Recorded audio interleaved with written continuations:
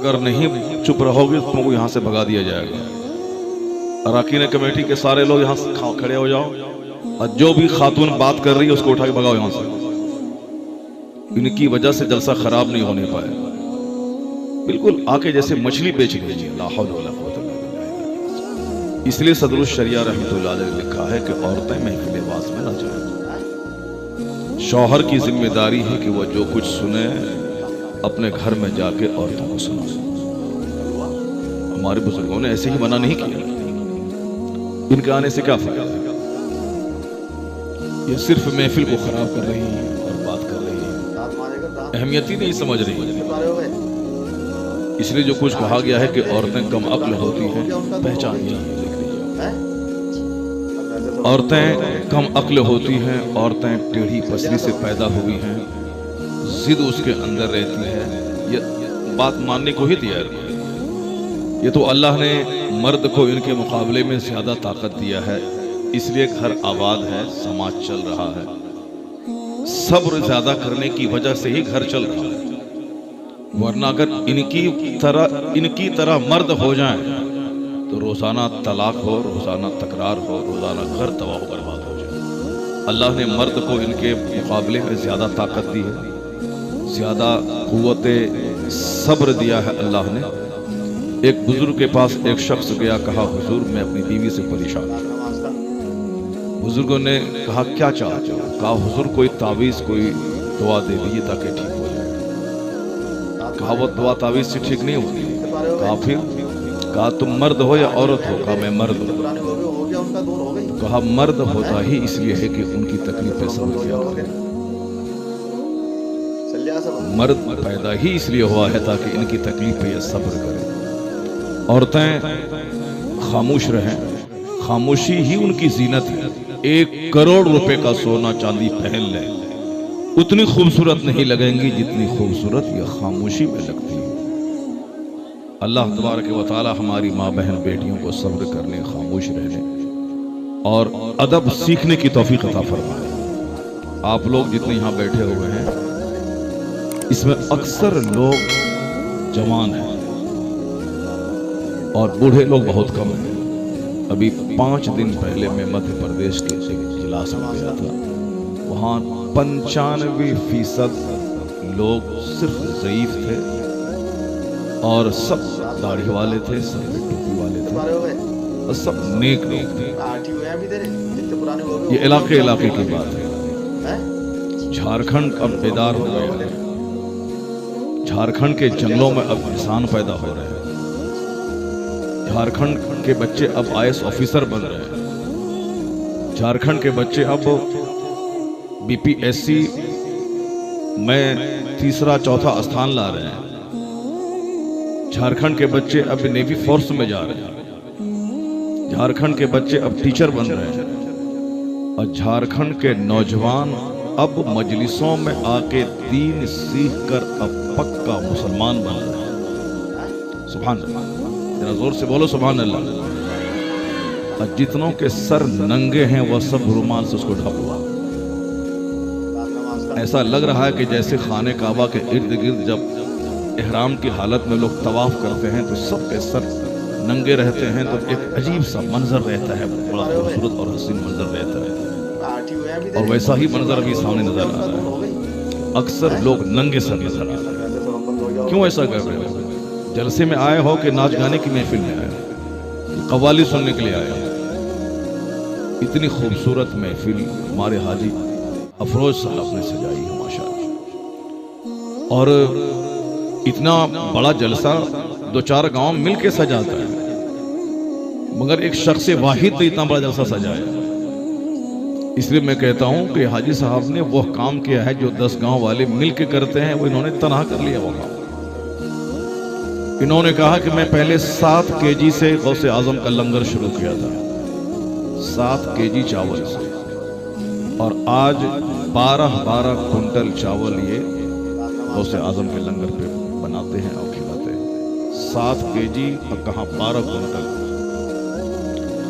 मैंने उनसे कहा कि बहुत अच्छी बात है, सरकार गौसे आजम की आता से आप मालामाल हो रहे हैं, बड़ा अच्छा काम कर रहे हैं, मगर दुनिया में ऐसे ऐसे लोग भी आज मौजूद हैं हम लोग तो फटीचर क्लास के लोग हैं, बस आए बैठे मुंह खोल दिया, हंस दिया, ना सुने और भाग गया। बस यही सोचने समझने की सलाहियत हमारे पास नहीं है। दूसरों से आदमी को सबक सीखना चाहिए, दूसरों की जिंदगी से अपनी जिंदगी को सजाने का मोटिवेशन लेना चाहिए। लोग कहते हैं ना कि मोटिवेशनल स्पीकर हैं, स्कूल कॉलेज में आते हैं, बच्चों के सामने स्पीच देते हैं ताकि बच्चों को प्रेरणा मिले, शौक मिले। जो पढ़ाई छोड़ने वाले हैं वो पढ़ाई मेहनत से करके आला नौकरी हासिल करे, आला कामयाबी हासिल करे। हर 1-2 महीने के बाद मोटिवेशनल स्पीकर आते हैं ताकि बच्चों का जो हौसला पस्त हो रहा हो फिर दोबारा जवान हो जाए। इसलिए गाहे बगाहे मजलिसें मुनक़िद होती हैं ताकि लोग दीन इस्लाम की बात सुनकर जिनका दिल मरने वाला हो उनका दिल दोबारा जिंदा हो जाए। जो लोग इस्लाम की अजमत नहीं समझ रहे हैं वो गुफ्तगू से अपने मजहब की अहमियत समझने लगे। इसलिए वाज होता है, इसलिए मजलिसें होती हैं ताकि मरा हुआ दिल जिंदा हो जाए। जैसे खेत मर जाता है जब बारिश नहीं होती, फिर उसको दोबारा जिंदा करने के लिए उसमें पानी डाला जाता है, और जब खेत जिंदा होता है तो लहलहाती हुई फसल पैदा होती है। ठीक उसी तरह यह दिल भी मर जाता है। बुजुर्गों ने कहा है कि जब कोई 3 दिन किताबों का मुताला छोड़ दे उसका दिल मरने लगे। कौन? जो आलिम 20 साल किताब पढ़ चुके, वो लगातार 3 दिन अगर किताबों से अपना रिश्ता तोड़ लें, मुनक़ता कर लें, तो उनका दिल भी बुझने लगता है, उनके दिल पर दुनियावी ख्यालात हावी होने लगते हैं। वो अभी आम लोगों की तरह एक पुरऐश जिंदगी गुजारने का ख्वाब देखने लगता है। तो इस दिल को जिंदा रखने के लिए किताबों का मुताला कंटिन्यू 3 दिन बगैर किताब के बंदा ना रहे। और जो किताब पढ़ना नहीं जानता है वो पढ़े हुओं की सोहबत में जाके 2 मिनट बैठ जाए ताकि वो जान ले। और ये इंतजाम शरीयत ने भी किया, जैसे हर जुमा के दिन खुतबे जुमा ये शर्त है, कंडीशन है, बगैर खुतबे जुमा की नमाज नहीं होगी। कभी आपने गौर किया इस पर? इसलिए नहीं है, जिस तरह 5 वक्त की नमाज है जहां चाहे पढ़ें, कोई वाज कोई तकरीर नहीं, मगर जुमा की नमाज के लिए तकरीर उसी तरह जरूरी है जिस तरह नमाज पढ़ने के लिए वजू जरूरी है। बगैर वजू के नमाज नहीं होती। उसी तरह बगैर जुमा के खुतबे के जुमा की नमाज नहीं होती है। चाहे 1 मिनट का खुतबा क्यों ना हो, चाहे 10 सेकंड का खुतबा क्यों ना हो, खड़ा होके खतीब को बोलना पड़ेगा, चाहे 3 बार सुभान अल्लाह ही क्यों नहीं कहते। और ये शर्त है, इसके बगैर जुमा की नमाज ही नहीं होगी। क्यों? इसलिए ताकि ये दिल जो दुनियावी सोहबतों में रहने के बाद सूख जाता है, जब तक मुसलमान जिंदा है हर जुमा की नमाज उसको पढ़ना और हर जुमा के दिन इमाम का खुतबा सुनना, ताकि जुमा के दिन जो तकरीर सुनी, इन्नल्लाह यअमुरु बिल अदल वल इहसान व ईताइ ज़िल कुर्बा व यनहा अनिल फ़हशाइ वल मुनकर वल बग़य, अल्लाह हुक्म देता है तुम्हें अदल का, एहसान का, रिश्तेदारों को देने का। अल्लाह तुम्हें रोकता है फहश और गंदी बातों से, सरकशी से, बगावत से, बेहयाई से। ये 3 चीजों के करने का हुक्म दिया और 3 चीजों से रुकने का हुक्म दिया। जामे आयत है जिसके बारे में मुफस्सिर फरमाते हैं कि सिर्फ यही आयत कुरान में होती और कोई दूसरी आयत ना भी नाजिल होती तो कुरान के नाजिल होने का जो मकसद था वो इस आयत करीमा से पूरा होता था। यानी इसमें तमाम अच्छाइयां जमा है और हर जुमा के दिन खुतबे जुमा में इसकी तिलावत होती है। चूंकि आप अरबी जानते नहीं हैं और जानने की कोशिश भी नहीं करते हैं, इसलिए कभी आप पूछते नहीं हैं कि मौलाना साहब 6666 आयतें हैं कुरान में और सिर्फ एक ही आयत की तिलावत अरब में, अजम में, पूरी दुनिया में क्यों होती है? और बचपन से इसी को सुनते हुए आ रहा हूं। चूंकि आप दिल से सुनते ही नहीं हैं, इसलिए कभी शौक भी पैदा नहीं हुआ कि हम जाके इमाम साहब से पूछें आखिर इस एक आयत में क्या है और क्यों हर जुमा के दिन इसकी तिलावत होती है। जब आपको शौक पैदा होगा आप पूछेंगे तो इमाम साहब बता देंगे आपको। मैं सिर्फ ये कहता हूं कि जुमा का खुतबा इसीलिए जरूरी है ताकि जुमा के दिन तकरीर आपने सुनी, अल्लाह का डर पैदा हुआ। शनिचर, इतवार, सोमवार, मंगल, बुध, जुमेरात तक बाल बच्चों, दोस्तों, अहबाब, बाजार, यहाँ वहां जाते आते वो नसीहत का पानी धीरे धीरे उतर जाता है। शनिचर के दिन थोड़ा कम हुआ, इतवार के दिन और कम हुआ, सोमवार के दिन और कम हुआ, मंगल के दिन और कम हुआ, बुध और जुमरात को और कम हुआ, यहाँ तक कि जुमा आते आते दिल का खेत सूखने के करीब होता है कि फिर अगले जुमा को नसीहत का पानी दिल पे डाल दिया जाए। जोर से बोले सुभान अल्लाह। ये क्यों है? ताकि दिल मरने से बच जाए, दिल जिंदा रहे। आज दिल मर गया है, इसलिए मोबाइल चलाने में ज्यादा मजा आता है। आज दिल मर चुका है, इसलिए माँ बाप अच्छे नहीं लगते। दिल मर चुका है, इसलिए अपनी बीवी अच्छी नहीं लगती है। दिल मर चुका है, इसलिए खेल तमाशे अच्छे लगते हैं, पढ़ाई में मन नहीं लगता है। जबकि पढ़ने वालों को पूरा फोकस सिर्फ किताब पे देना चाहिए पढ़ने के जमाने में, न के लिबास पे और न के और दीगर चीजों पे। मगर किताब पे फोकस कम है और दूसरी चीजों पे ज्यादा। ये दिल के मरने की अलामत है। उसी दिल को जिंदा रखने के लिए ये वाज है, ये नसीहत है, बुजुर्गों की जिंदगी है, औलिया और सालिहीन की जिंदगी का चैप्टर खोला जाता है ताकि उनसे नूर हासिल हो, उनसे रोशनी हासिल हो। क्या रहा है? बड़ा बड़ा बड़ा मोबाइल लेकर खड़ा नाच रहा, नाचने की महफिल है। क्यों फोटो खींच रहा? फोटो खींचना हराम है। तकरीर नहीं सुन रहा, फोटो खींच रहा है, लगता है कोई ड्रामा और फिल्म हो रही। तकरीर रिकॉर्ड करने के लिए सब रिकॉर्ड कर ही रहा। अगर तुमको तकरीर दोबारा सुननी है तो फिर तुम जाकर यूट्यूब पर सर्च करो, तकरीर आ जाएगी। फिर तुम अलग से फोटो क्यों ले रहा है? फोटो खींचना तो हराम ही है, क़यामत तक हराम रहेगा वो तस्वीर खींचना। बुजुर्गों ने इसको हराम इसीलिए कहा है, एक तमाशा बन के रहेगा। अब लोग तकरीर सामने महफिल में बैठ के नहीं सुनना चाहते, वो तमाशा देख रहे हैं, नाच गाने की तरफ इसको एक फिल्म हाल बना दिया। पीर साहब बैठे हुए चारों तरफ से स्टूडियो बना दिया, उसको फिल्म हाल बना दिया।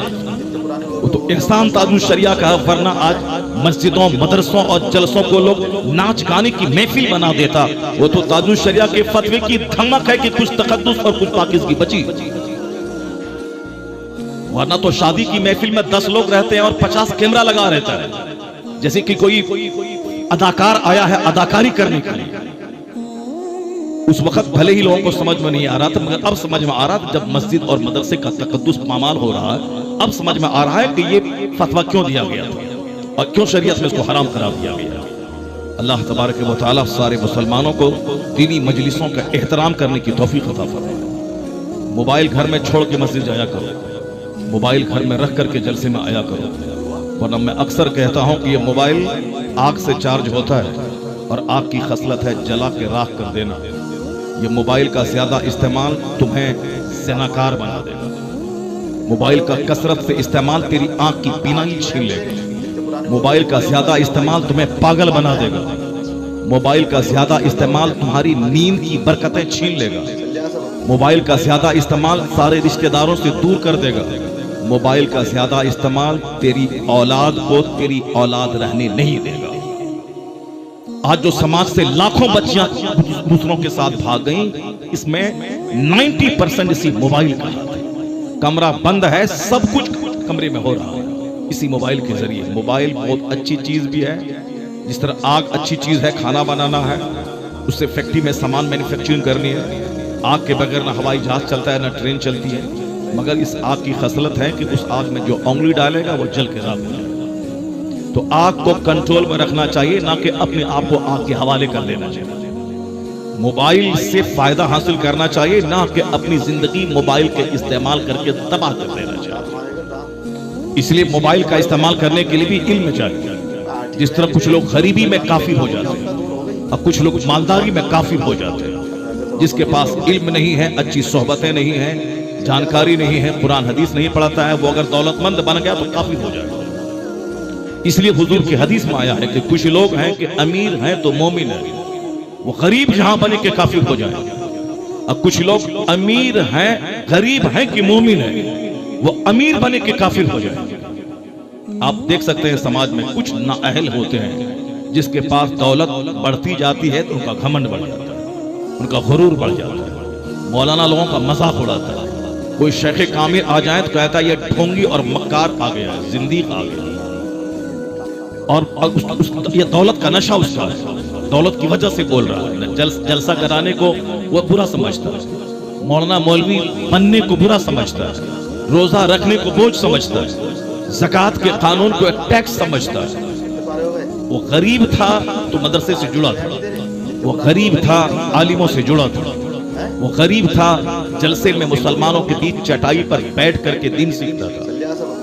गुर्बत में दीन सलामत था उसको, लेकिन जैसे ही पैसा हुआ जलसों से दूर, मदरसों से दूर, खानकाहों से दूर, आलिमों से दूर। अब आलिमों को गाली बकने लगा, काफिरों से दोस्ती बढ़ गई, फिल्म कल्चर से करीब हो गया, यहां तक के अल्लाह रसूल का इनकार कर बैठा। ये वही लोग हैं कि गरीब थे तो बेहतर था, मालदार बने के काफिर हो जाए। हुजूर ने सच कहा। कुछ लोग हैं कि गरीब हैं तो बेहतर है, वो मालदार बने तो काफिर हो जाए। अब कुछ लोग मालदार हैं तो बेहतर है, जैसे बहुत सारे लोग हैं मालदार हैं, क्या भी कर रहे हैं, मालदार हैं 100 देख मुहर्रम शरीफ के मौके पे खिला रहे हैं, मालदार है 2-4-10 लोगों को उम्रा के लिए भेज रहे हैं, मालदार है मदरसा मस्जिद की तामीर में हिस्सा ले रहे हैं, मालदार हैं अकेले जलसा करवा रहे हैं, मालदार है 5 करोड़ की मस्जिद तामीर करवा रहे हैं। और जहाँ गरीब बने 11वीं 12वीं जुलूस, मदरसा, मस्जिद, खानका, पीर, मौलाना, फकीर सब छूट गया। अब वो गरीबी के रोना रोता है, अल्लाह ने ही मुझको भूल गया था, मैं क्या करूँ। ये वह लोग हैं जिसके लिए मालदारी बेहतर है। माल है तो सदकात खैरात सब है, मस्जिद, मदरसा, अजमेर जाना हर महीने की 6 शरीफ को, बगदाद शरीफ हर महीने की 11 तारीख को जाना, माल है। इनके हक में माल बेहतर है कि माल है तो ईमान सलामत, माल है तो मोमिन है। जहां गरीब बने काफिर हो जाएगा। इसलिए हुजूर कहते हैं कुछ लोगों के लिए गरीबी बेहतर है और कुछ लोगों के लिए मालदारी बेहतर है। अब किसके लिए क्या बेहतर है कोई नहीं जानता, ये नहीं जानता, मैं नहीं जानता कि कल मेरा हश्र क्या होगा, व्हाट विल हैपन टुमारो, कल क्या होगा कोई नहीं जानता। न मैं जानता हूं न आप जानते हो। कारी रसूलुल्लाह साहब तकरीर करने के लिए गए महाराष्ट्र के अहमदनगर इलाके में। तकरीर उन्होंने की, नई नई दूसरी शादी हुई थी और हर बड़े शहरों से अच्छा कपड़ा खरीद के लाना, मिठाई लाना, ये कुछ लोगों का मसाज होता है। अब एक तमन्ना नहीं होगी, नई नई शादी हुई है, पहली बीवी मर गई थी, दूसरी शादी उन्होंने की थी, मगर उन्हें क्या खबर थी कि मैं तोहफा लेके घर जाऊंगा या मेरी डेड बॉडी घर जाएगी या मेरी लाश घर जाएगी। वो खुद नहीं गए।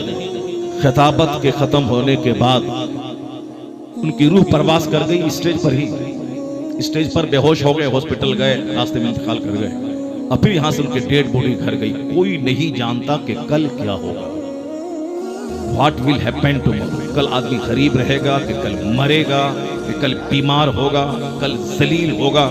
ये सारे खतरात दुनिया में रहते हैं।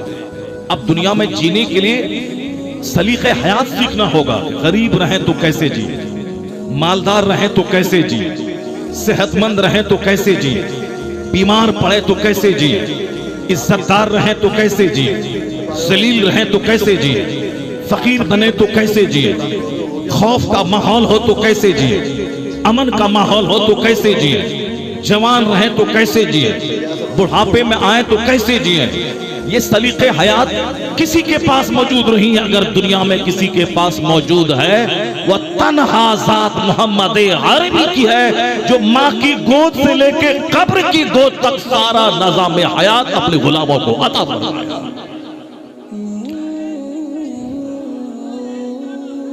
हाँ, तुम ही लगाओ नारा। तुम खुद नहीं समझता कि मैं नारा क्यों लगा रहा हूं, ये खुद नहीं समझता नारा क्यों लगा रहा हूं। अक्लमंद लोग, पढ़े लिखे लोग हैं, वो उनको नारा लगाना चाहिए। अक्लमंद लोगों को आगे बैठना चाहिए। यहाँ बैठे हमारे बच्चे सामने बैठे हुए हैं, यही मेरे जलसों का मजाक, बच्चे सामने बैठे रहें। उन लोगों की मजलिसों में आगे कुर्सी लगती है, आगे सहाफी बैठते हैं, आगे जर्नलिस्ट बैठते हैं, आगे स्कूल के टीचर बैठते हैं, आगे प्रोफेसर बैठते हैं, उसके बाद आम लोग बैठते हैं। और हमारे जलसे के मजाज ये है कि आगे हमारे बच्चे बैठते हैं, आगे हमारे वो लोग बैठते हैं जो नात शरीफ सुनने के बाद उछलते और कूदते हैं। ये हमारा जलसा है। हमारे जलसे में आधी रात तक 12 बजे तक नातखानी होती है, जिसमें कव्वाली का मजा लिया जाता है। और फिर 12 बजे के बाद जब नींद की आगोश में मजमा चला जाता है, तब कुरान हदीस की बात सुनाने के लिए एक मौलवी को बुलाया जाता है। दूसरों के जलसे जब खत्म होने का टाइम होता है उस वक्त हमारे जलसे में दीन की बात सुनाने के लिए किसी मौलवी को बैठाया जाता है ताकि आधे लोग भाग जाएं और सुनने का मजाज न रहे, लोग सोते रहें। इस तरह से कुरान हदीस की बात की तौहीन होती रहे, अपमान होता रहे, ताकि आने वाले वक्त में कोई अपने बच्चे को आलिम नहीं बनाए। वरना आलिम बनने का मतलब है कि कोई उनकी बात नहीं सुनेगा, और अगर गवैया बनने का मतलब है कि सारा मजमा उछल उछल कर पैसा भी देगा और दाद भी देगा सारा मजमा, तो अब सोचेगा कि आलिम बनने में 20 साल कौन दिमाग जलाएगा। हिंदी ही में नात शरीफ लिख करके उसकी नकल और प्रैक्टिस की जाए, चाहे उर्दू आए ना आए, ताकि नात पढ़े, पैसा भी मिलेगा, इज्जत भी मिलेगी, और आसपास दो चार लुच्चे लफंगे भी चलेंगे। मौलाना का सुटकेस उठाने वाला कोई नहीं है, मौलाना को सलाम करने वाला कोई नहीं है। और जो उर्दू नहीं आती है, जिसको हिंदी में नात लिख के पढ़ता है गाने के तर्ज पे, उसके आगे पीछे 10 लुच्चे लफंगे रहते हैं, उसका हाथ चूमते, उसका सुटकेस उठाते हैं और उसको स्टेशन तक छोड़ने जाते हैं और लेने के लिए उनको जाते हैं। अब ये बताएं कि अब उन लोग गवैया में बनेगा तो क्या बनेगा? आलिम बनेंगे लोग? दीन सिखाने वाला बनेंगे? कोई नहीं बनेगा। दीन तो उस वक्त लोग सिखाते थे जब हिंदुस्तान का बादशाह औरंगजेब जामा मस्जिद दिल्ली से नमाज पढ़ने के बाद जब निकलते थे, पूरे हिंदुस्तान का बाताज बादशाह जो 50 साल 6 महीने से ज्यादा हिंदुस्तान पे अकेले शासन किया है, आज तक हिंदुस्तान की तारीख में इतने तवील अरसे तक हुकूमत करने वाला कोई दूसरा शासक नहीं आया जो दूध का दूध पानी का पानी फैसला करके पूरे भारत वर्ष को सजाया हो, संवारा हो, और इसके खजाने का सही इस्तेमाल किया हो। यहाँ तक कि बादशाह दिल्ली के इंतकाल के बाद उन्होंने जो वसीयत की थी, वो वसीयत में ये दर्ज था कि हिंदुस्तान के खजाने का पैसा मेरे कफन और मेरी कब्र की खुदाई में इस्तेमाल न किया जाए। उतना बड़ा शासक जब जामा मस्जिद दिल्ली से बाहर निकलता था और मुल्ला अहमद जीवन रहमतुल्लाह अलैह जो उनके उस्ताद थे, उनकी चप्पल वो सीधी करते थे, तो सारा हिंदुस्तान तमन्ना करता था कि काश मेरा बेटा आलिम हो, जो इज्जत इन्हें मिली है वो इज्जत मेरे बेटे को हासिल हो जाती है। जब आलिमों को सम्मान दिया जाता है, जब आलिमों की गुफ्तगू सुनी जाती है, जब आलिमों को इज्जत दी जाती है, तब लोग अपने बच्चों को आलिम बनाते हैं। और जब आलिम अपमानित किए जाते हैं और जब आलिम प्रताड़ित किए जाते हैं, जब आलिम को मस्जिदों से निकालने की धमकियां दी जाती है, जब आलिमों की बात कोई नहीं सुनता और आलिम से कहा जाता है कि आपकी वजह से जलसा मेरा फलाप हो गया, और जलसे वाले भी गवैयों के आगे पीछे करते हैं और चाहते हैं कि मौलाना को 2000 रुपए ही देके काम चला ले। अब वो अगर 80,000 मांग ले तो 80,000 देने के बाद, पहले ही एडवांस देने के बाद, फिर उनको एक दिन में 10 बार फोन करना है ताकि वो फेल ना हो आए। और मौलाना को फोन तक नहीं करता है, वो आए तो ठीक है, नहीं आए तो कोई जलसा मेरा फर्क नहीं पड़ने वाला। जहां ऐसी बेहिसी हो, इस कदर उलमाए दीन की बेइज्जती हो, कोई बच्चा, कोई बाप अपने बेटों को आलिम नहीं बनाएगा। इसलिए इसको गिरह बांध के रख लें कि इज्जत से दुनिया में जीने के लिए इल्म जरूरी है, और इल्म दुनिया से ज्यादा इल्म दीन जरूरी है। इल्म दीन सलामत है तो दुनिया में इंसान मिलेंगे, और अगर मदरसा जिस दिन उजड़ गया, ये जलसा उजड़ गया, हराम हलाल समझाने वाला कोई नहीं रहा, तो दुनिया कुत्तों से भर जाएगी, दुनिया सुअरों से भर जाएगी, दुनिया जानवरों से भर जाएगी। कैसा होगा वो दिन?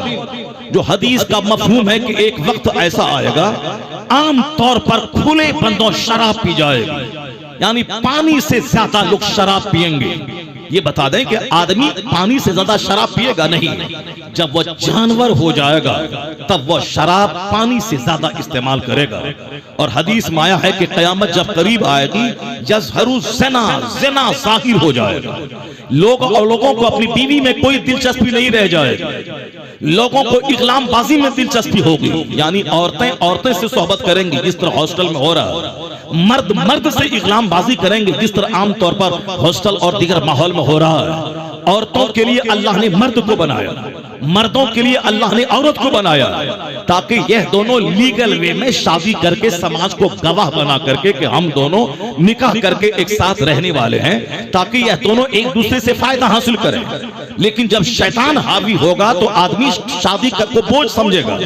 शादी के लिए टका चाहिए 2 करोड़ रुपए, लड़का हो उसको नौकरी चाहिए तब शादी होगी, चाहे हर महीने तवाइफ की कोठी पे जाके मुंह काला करे वो सब चलेगा, मगर शादी करने के लिए कार्ड छपाने के लिए 1 लाख रुपए चाहिए, डेकोरेशन के लिए 10 लाख रुपए चाहिए, वलीमा के लिए 20 लाख रुपए चाहिए, लड़की को जेवर देने के लिए 40